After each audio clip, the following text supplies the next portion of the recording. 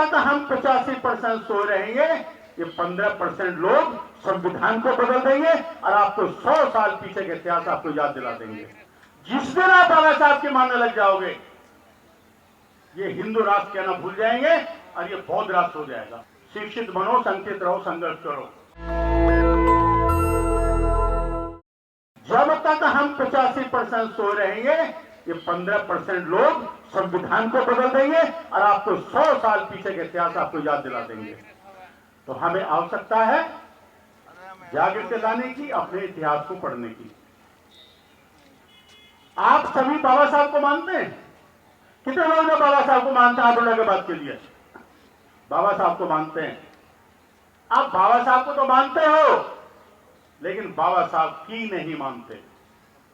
जिस दिन आप बाबा साहब के मानने लग जाओगे, ये हिंदू राष्ट्र कहना भूल जाएंगे और ये बौद्ध राष्ट्र हो जाएगा। ये 100%। ऐसे कौन से कारण हैं जो भारत से बौद्ध धर्म का लोप हुआ?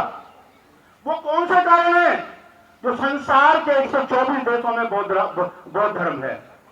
कौन सा कारण है ये कारण जो है वो हमारी भूल है, हमारी मानसिकता है। हमारा अफसोस करना चाहिए कि हमें बाबा साहब के अपराध रास्ते पर चलें।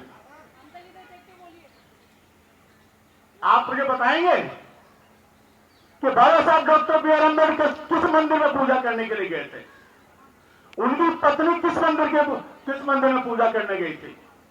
बाबा साहब डॉक्टर बी आर अम्बेडकर ने किस ब्राह्मण से अपनी शादी में निमंत्रण? कौन सा बाबा साहब की बात करते हो? सिर्फ बाबा साहब का नाम लेते हो, लेकिन बाबा साहब की आप लोग मानते नहीं है। बाबा साहब ने पहले शुरू में 3 नारे दिए थे। शिक्षित बनो, संचित रहो, संघर्ष करो। ये हिंदी रूपांतर है, लेकिन उनका है टू एजुकेट। इसका मतलब नहीं है मैंने अपने बच्चे को पढ़ा लिया, एमए करा दिया, इंजीनियर लगा दिया।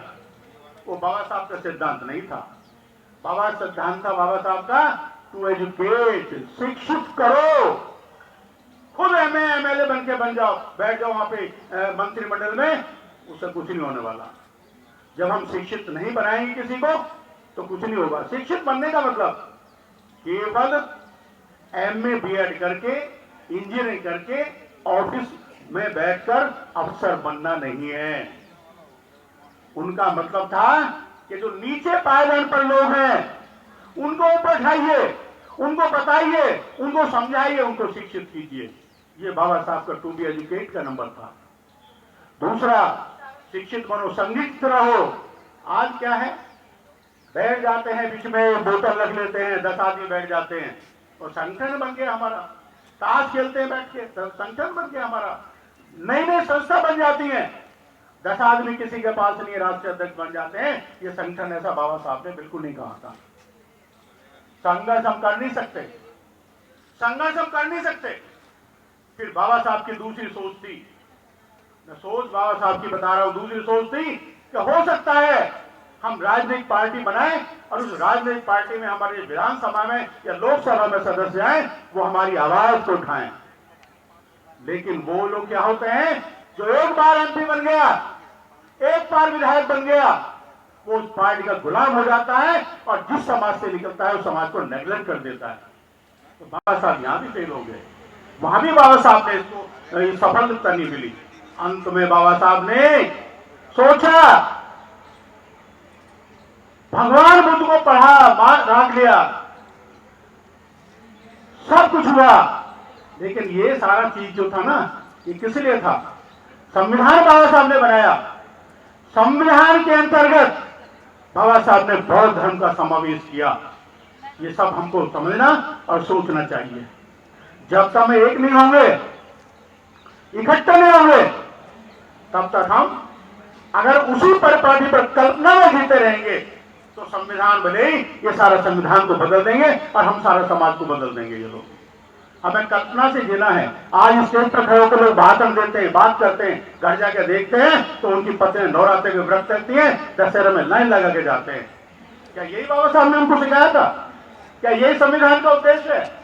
न ये संविधान का उद्देश्य है, न बाबा साहब का उद्देश्य था। हमें कल्पना जीवन को छोड़ना है। वैज्ञानिक रूप पर माना है, वैज्ञानिक बनना है, तभी हमारा संविधान साबित रहेगा। संविधान की हिम्मत रही जो कोई बदल जाए। आज अगर हम अपने को बदलेंगे, जनगणना आने वाली है, अब जैसे जाति जनगणना हुई, अगर उस जनगणना में आप 86% लोग से ज्यादा अगर आपको वोट दिखाएंगे तो किसी की मजाल नहीं, कोई आदमी संविधान को बदल दे और संविधान पर हाथ भी लगा दे, वहां वोट बनेंगे। बाबा साहब का सपना अगर आपको साकार करना है तो इस देश में बौद्ध धर्म को दोबारा स्थापित करना होगा, बौद्ध धर्म को मानना होगा और हमें बौद्ध धर्म अपनाना होगा, तभी हमारा संविधान ही बचेगा और तभी हमारा सब कुछ बचेगा। इन्हीं शब्दों के साथ जय भीम, जय भारत, नमस्कार। नेशनल दस्तक की आपसे गुजारिश है कि अगर इसको बचाना चाहते हैं तो नेशनल दस्तक को सब्सक्राइब करने के लिए रेड कलर के सब्सक्राइब बटन को दबाएं, फिर बेल आइकन की घंटी दबाएं। नेशनल दस्तक को बचाने के लिए बहुत जरूरी है कि हर खबर को शेयर करें, लाइक करें, कमेंट जरूर करें।